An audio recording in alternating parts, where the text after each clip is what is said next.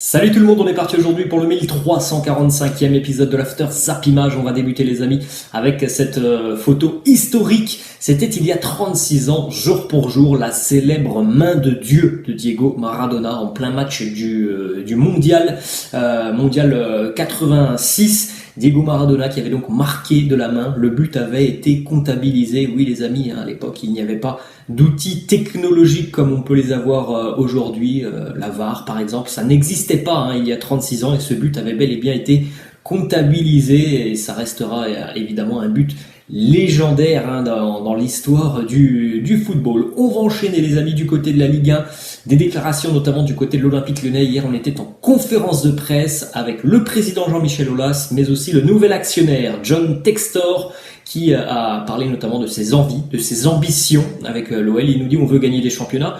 Jean-Michel veut revenir sur le devant de la scène européenne. Moi, je veux gagner la Ligue des Champions. J'espère qu'on va pouvoir rêver de ça. C'est tout ce que l'on souhaite à l'Olympique lyonnais. Après, les amis, voilà, on sait très bien ce qui peut se passer lorsque des investisseurs américains arrivent en France ou ailleurs, parce que voilà, ils essayent toujours de mettre des paillettes, de jeter des paillettes aux yeux des supporters. Mais voilà, le football, c'est pas ça. C'est tout simplement ce qui se passe sur le terrain. Donc, j'espère pour l'OL déjà que l'année prochaine, les Gaunes, vont redevenir l'équipe qu'ils étaient en Ligue 1, parce que cette année, ça a été tout de même catastrophique. On a une déclaration de Jean-Michel Aulas qui, lui, nous dit « Oui, on va concurrencer le Paris Saint-Germain et les autres. Chaque année, je ne sais pas, mais le plus possible. L'année prochaine, avec le recrutement en cours, on sera certainement beaucoup plus près de la tête. » Encore une fois, les amis, du côté de l'Olympique lyonnais, il risque d'y avoir pas mal de renforts cet été. Mais malheureusement, le problème de l'Olympique lyonnais, c'est le même depuis quand même de nombreuses années. Cette irrégularité, ce manque d'investissement dans le vestiaire. Donc, il faut des changements aussi profonds du côté de l'OL. C'est pas uniquement une histoire de mercato, je pense, du côté de l'Olympique lyonnais. On va enchaîner du côté de la Côte d'Azur, on va à Nice. Le départ de Walter Benitez, le gardien de l'OGC Nice, qui s'est engagé aux Pays-Bas avec le PSV Eindhoven. Il était libre de tout contrat du côté de Nice. On essaye actuellement de se faire prêter Kepa Arrizabalaga, le gardien de Chelsea, le numéro 2 derrière Edouard Mendy. Négociation en cours entre Nice et les Blues de Chelsea. Autre information du côté de l'OGC Nice, on le sait les amis, Christophe Galtier devrait s'engager avec le Paris Saint-Germain, d'ailleurs on va en parler dans quelques instants. Les Aiglons ont coché le nom de Lucien Favre pour remplacer Christophe Galtier. Lucien Favre, il est connu du côté de Nice, puisqu'il a déjà été entraîneur des Aiglons il y a quelques années. On prend la direction de Paris les amis, et enfin on a les déclarations de Nasser Al-Khelaifi, les déclarations que l'on attend quasiment depuis un mois et la prolongation de Kylian Mbappé. Nasser s'est exprimé hier, des déclarations fortes, des déclarations aussi intéressantes sur les changements, notamment du côté du Paris Saint-Germain. Premièrement, la question de l'entraîneur. Voilà la décla de Nasser sur le cas Zinedine Zidane. Il nous dit « Je n'ai jamais discuté avec Zidane. Nous avons choisi une autre option. » Après, les amis, vous faites votre propre opinion. On n'est pas obligé de croire Nasser quand il nous dit « On n'a jamais discuté avec Zidane, ni moi, ni le club. » Voilà, je pense les amis qu'on est tous d'accord pour se dire que le PSG a tenté le coup Zidane et que visiblement Zidane a mis un râteau au PSG. Autre déclat donc de Nasser qui nous dit « On a choisi un entraîneur qui sera le meilleur pour ce que nous voulons mettre en place. » Il l'a cité hier, c'est Christophe Galtier. Donc voilà, là c'est une officialisation, il l'a dit. On négocie actuellement avec l'OGC Nice pour libérer Christophe Galtier, qui devrait donc devenir le nouvel entraîneur du Paris Saint-Germain. Autre déclat très intéressant de Nasser qui nous dit « Le rêve est une chose, la réalité c'en est une autre. Peut-être devrons d'ailleurs changer notre slogan « Dream bigger ». C'est bien, mais aujourd'hui nous devons surtout être réalistes. On ne veut plus du flashy, du bling bling. C'est la fin des paillettes au Paris Saint-Germain. » Voilà un déclat du président qui nous dit « Les paillettes c'est fini, il faut redevenir humble, on veut des joueurs fiers de représenter le PSG et prêts à se battre chaque jour. » Ce qu'il a manqué un petit peu beaucoup même au club depuis quand même quelques années, avec voilà toutes ces stars qui arrivaient, mais ces stars qui Pas se mentir, parfois on en avait un petit peu rien à foutre du maillot du Paris Saint-Germain. Autre déclat de Nasser, on veut des joueurs qui aiment le club, qui aiment se battre, gagner. On veut que cette mentalité se propage partout dans le club. Nous attendons de tous les joueurs qu'ils fassent beaucoup plus que la saison dernière. Donc voilà, on a les bases de quelque chose qui semble être intéressant du côté du Paris Saint-Germain. On aura les premières réponses, les amis, dans quelques semaines maintenant avec le début de la compétition. D'autres déclats de Nasser, questionné aussi sur Neymar. Est-ce qu'il sera encore à Paris l'année prochaine? Neymar fait-il partie du nouveau projet ou pas? On ne peut pas en parler en public car certains joueurs vont arriver, certains joueurs vont quitter le club. Ce sont des négociations privées. Donc voilà, il est resté tout de même très évasif sur Neymar. Il n'a aucunement dit que Neymar allait jouer encore au Paris Saint-Germain l'année prochaine. Le seul problème pour Neymar, on le sait les amis, c'est le salaire, 30 millions d'euros annuels. Il y a très peu d'équipes qui peuvent tout simplement assumer ces prétentions salariales. Alors même si le PSG souhaite vendre Neymar, ça semble compliqué tout de même. On a une déclaration de Daniel Riolo. Hier au micro de RMC, Daniel Riolo s'est exprimé sur Zidane, sur Christophe Galtier, sur Neymar. Il nous dit: les joueurs du Paris Saint-Germain étaient persuadés, je l'affirme et je le confirme jusqu'à avant-hier, que Zidane allait devenir l'entraîneur du PSG. Neymar en était persuadé. Neymar, ça va lui faire drôle car quand on lui parlait de Christophe Galtier, il rigolait. Voilà la déclaration de Daniel Riolo. Ensuite, autre déclaration de Nasser sur la question: aucun joueur ne veut quitter le Paris Saint-Germain. Nasser qui nous dit: la position du PSG est claire. Les joueurs qui ne font pas partie du projet devront quitter le club. Certains en ont profité. Maintenant, c'est terminé. On le sait, les amis, il y en a qui sont très bien à Paris. Ils sont sur le banc de touche, ils jouent 5 minutes tous les 2 mois en Coupe de France. Ça les gêne absolument pas parce que tout simplement, ils ont un salaire qui est énorme. Voilà, on a des exemples, par exemple, juste à côté de moi, par exemple Draxler, Mauro Icardi ou encore Layvin Kurzawa.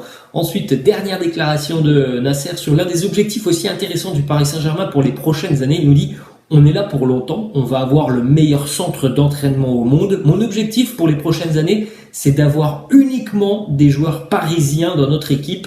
Les meilleurs de notre région méritent de jouer pour le Paris Saint-Germain. Ça, c'est quelque chose aussi qui a beaucoup été reproché au PSG depuis quelques années, de ne pas faire assez confiance aux jeunes qui sont issus de la région et de la banlieue parisienne. On le sait, les amis, le Paris Saint-Germain est en train de construire un nouveau centre d'entraînement.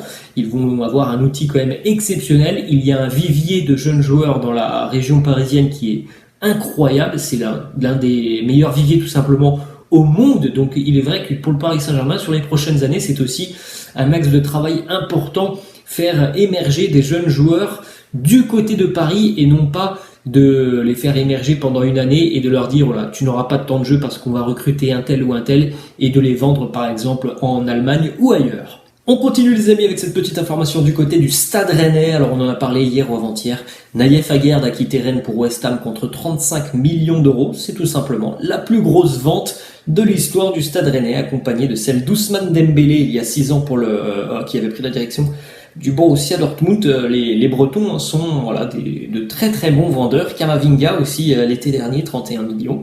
Ismaïla Sarr ou encore Edouard Mendy, direction Monaco. Petite information mercato côté monégasque.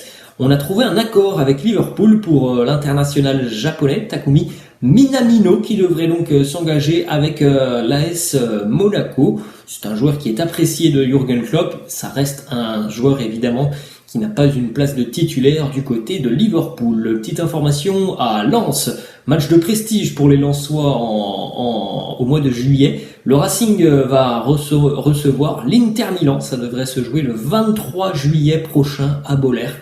Il devrait certainement y avoir une ambiance exceptionnelle entre le Racing et l'Inter Milan. On enchaîne les amis avec cette information qui concerne Burak Yılmaz. On le savait, Burak Yılmaz avait quitté le LOSC. Il a choisi sa future destination hier. Il s'est engagé avec le 15e d'Eredivisie, donc du championnat des Pays-Bas, le Fortuna Sittard. Alors, petite particularité pour Burak Yılmaz, il s'est engagé pour 2 ans en tant que joueur, et dans son contrat, il y a une petite clause qui inclut qu'après ces 2 années en tant que joueur, Burak Yılmaz devrait devenir le nouvel entraîneur du Fortuna Sittard, direction l'Espagne, les amis. Petite information à Barcelone, on sait, le Camp Nou est en train de se rénover et le Barça évoluera au Stade Olympique de Barcelone lors de la saison 2023-2024. Donc dans un an, le Barça ne jouera plus au Camp Nou. Alors pour le moment, c'est pour une année, mais ça pourrait se prolonger. Il va y avoir des travaux importants qui vont être réalisés du côté du Camp Nou. Petite information Mundo Deportivo qui annonce que l'arrivée de Bernardo Silva au Barça est uniquement conditionnée au départ de Frenkie de Jong. Le Barça ne pourra pas réaliser l'arrivée de Bernardo si Frenkie de Jong ne quitte pas le club. On jette un coup d'œil à la une du quotidien Mundo Deportivo, hat-trick de signature pour le Barça. Voilà les trois grosses priorités catalanes sur ce mercato. On a du Jules Koundé, du Robert Lewandowski et du Bernardo Silva. Une info qui concerne Samuel Umtiti, on en avait parlé hier. Samuel Umtiti a accepté de quitter Barcelone, mais pour le moment, évidemment, les équipes qui sont intéressées émettent beaucoup de doutes envers Umtiti et notamment son physique problématique déjà depuis quelques années maintenant. Direction le Real Madrid maintenant. La Fiorentina qui s'intéresse à Luka Jovic, mais pour le moment aucune offre officielle de la Viola pour le Real. Du côté madrilène, on serait plutôt ok pour un transfert de Luka Jovic. Ça serait même pas un prêt. Donc affaire à suivre côté merengue. Vinicius Junior qui s'est exprimé sur son avenir. On a appris depuis quelques jours que le PSG avait été très intéressé par Vinicius, mais que le PSG avait tout simplement été stoppé par Vini qui avait dit non. Vinicius qui nous dit: mon avenir, je vais continuer dans le meilleur club au monde. La prolongation de contrat de Vinicius devrait intervenir d'ici au mois de juillet. Direction Manchester City. Les stats de Julian Alvarez. Alors on parle beaucoup à juste titre d'Erling Haaland, mais Manchester City a aussi réalisé cet incroyable transfert au mois de janvier. Julian Alvarez, buteur de River Plate, très jeune, Julian Alvarez, et il explose déjà des records en Argentine, notamment 35 buts, 15 passes D cette saison en 36 matchs. Voilà tout de même quelqu'un qui semble avoir un talent monstrueux. Alors il y aura ce changement évidemment de continent, changement de pays, changement de championnat, il va falloir s'adapter. Mais on peut penser, les amis, que City a tout de même encore une fois réalisé un très joli coup avec Julian Alvarez.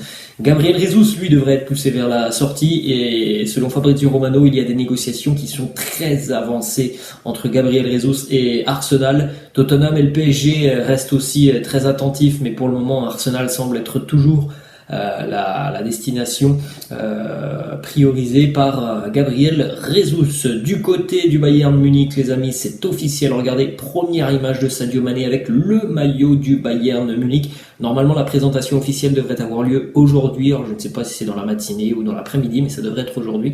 Première photo donc de Sadio Mané, premier autographe signé hier à Munich. Voilà l'une des déclats de Sadio Mané qui nous dit: quand mon agent m'a parlé pour la première fois de l'intérêt du Bayern, j'ai été tout de suite très excité. Je me suis vu tout de suite. Pour moi, c'était le bon club au bon moment. Quand on y pense, les amis, par rapport au style de jeu du Bayern Munich, un style de jeu très offensif, voir Sadio Mané dans ce genre d'équipe sur le côté, ça peut être quelque chose d'exceptionnel. Je pense que le joueur va s'éclater, franchement, du côté de l'Allemagne. Petite info à Francfort, retour d'un champion du monde 2014 avec l'Allemagne. Il avait d'ailleurs été buteur en finale du mondial 2014. Mario Götze fait son retour en Allemagne. Il s'est engagé avec l'Eintracht Francfort jusqu'en 2025. Götze évoluait aux Pays-Bas depuis quasiment 2 ans. Il était au PSV Eindhoven. Et on va terminer, les amis, cet épisode du côté de l'Italie. Fabrizio Romano annonce que Romelu Lukaku passera sa visite médicale avec l'Inter la semaine prochaine. Baisse de salaire pour Lukaku. Son salaire va passer de 12 à 8 millions d'euros. Alors j'ai hâte de voir l'accueil des supporters interistes au début d'année pour Romelu Lukaku, qui avait fait des pieds et des mains il y a 1 an pour quitter le club. Et on termine avec cette autre information du côté de l'Inter. Le bon travail de Simone Inzaghi a été récompensé. Prolongation de contrat jusqu'en 2024 pour l'entraîneur italien. Alors même si cette année l'Inter a échoué tout près du titre de champion d'Italie, il y a eu encore une année quand même réussie de la part des interistes. Voilà, les amis, la fin de cette vidéo. J'espère que ça vous a plu. N'hésitez pas, comme d'habitude, à lâcher un petit pouce bleu. N'hésitez pas non plus à vous abonner à la chaîne. Je vous laisse. Je vous dis à la prochaine. Ciao.